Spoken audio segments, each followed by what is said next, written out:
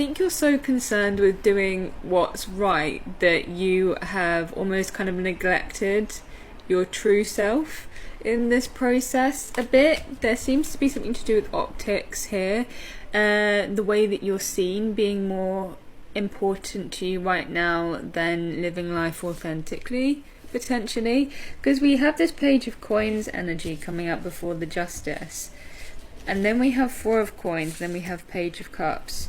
And integrity, basically, in Justice, and also the Integrity Oracle card that we have here, has come out twice. So that's a really big topic of this reading, is you trying to maintain integrity. How do I do what is right? Maybe how do you do what's right by everybody? How do you do what's right by the rule book?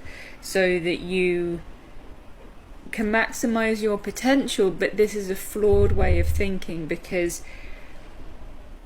if by maximizing your potential you have to do everything by the rule book, then you're not maximizing your potential, because your potential is it involves being silly, it involves being whimsical, it involves being sort of popping up and just doing what feels right to you, and then moving on to the next thing, and not taking anything too seriously.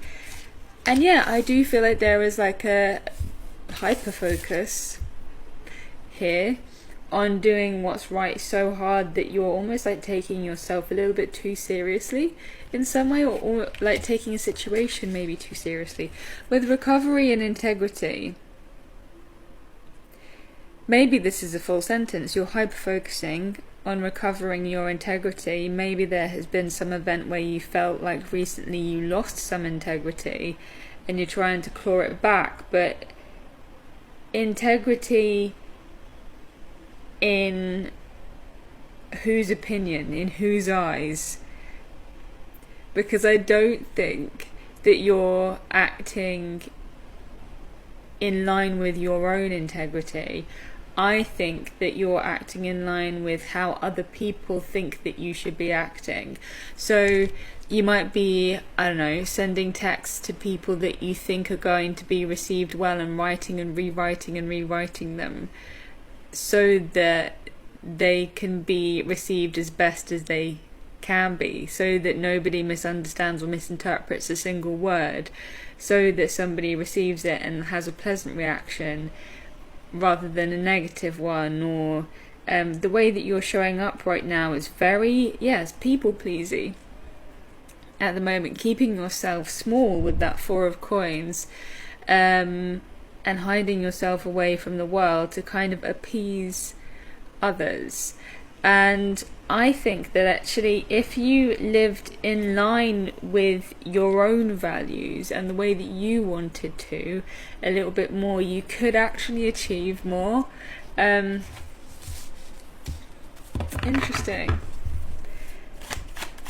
This is kind of like the reading I did a couple of days ago about the world needing your whimsy. Eight of Swords in reverse. Yeah, you need to get out of your head. You need to stop overthinking this entire process. And I know it's easier said than done. What was that? Ugh. Yeah, I know it's easier said than done with the Nine of Swords. It might be part of your mental health condition, to be honest, to overthink things. Twinning.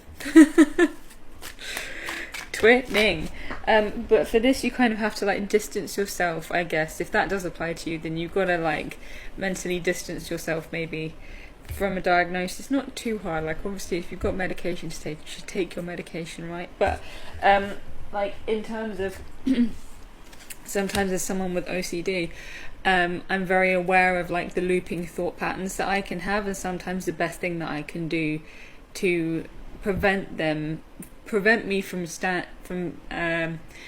sometimes the best thing that I can do to prevent me from spending the entire day in a thought loop is just to do anything else, and to keep myself occupied with anything else, and to distract myself, and to not lean into this I am OCD and therefore I think this way kind of mindset.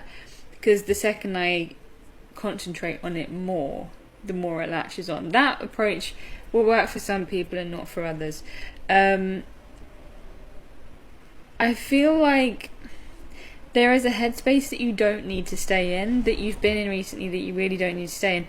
With the Wheel of Fortune, things are turning around in your favour, but like, you gotta go with the times, right? You've got to turn with this wheel.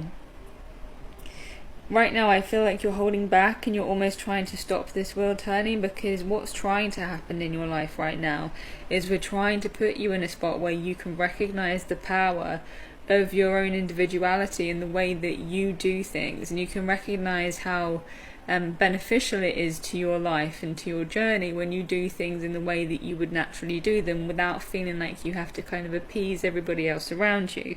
And so if that's what we're leaning into here, then we sort of need you to kind of like roll along with that, you know. We need you to kind of start doing things your way. But right now you're sort of hiding and you're closing off, and you're going like, no, there is a set way that I should be doing things, and I'm going to damn well stick to it.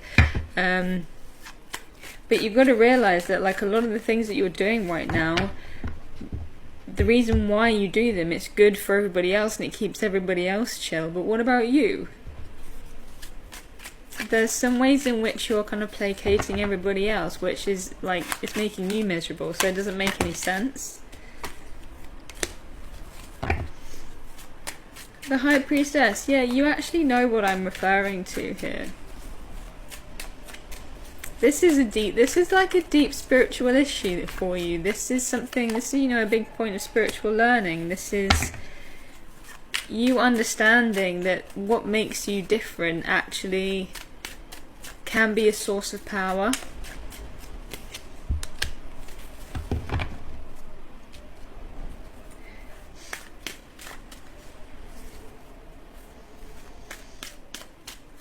I think you hear that inner voice telling you that you can go your own way. You can go your own way. You knew that was going to happen.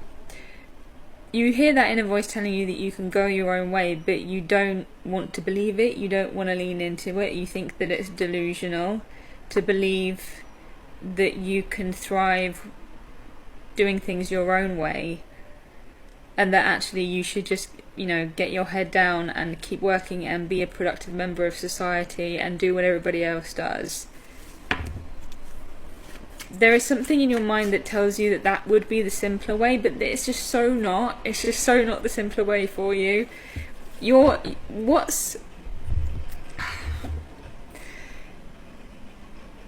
simplest journey for you is to go your own way, and that actually, weirdly, might look like more of a complex route, right? Because it is often harder to do things your own way than to conform, because conforming, I guess you get support, right, from society.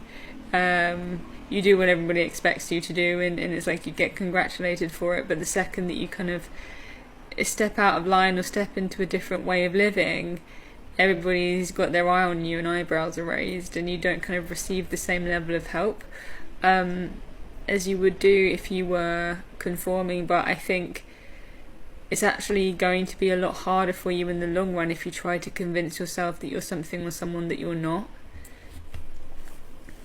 It's a lot easier for you, even though the journey's different, and even though maybe you get a little bit less support on the way.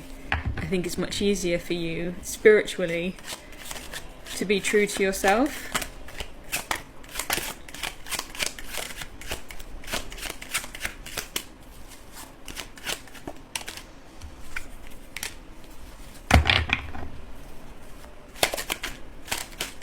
What can bring you true balance, harmony and peace in your life is being true to yourself, and that's it.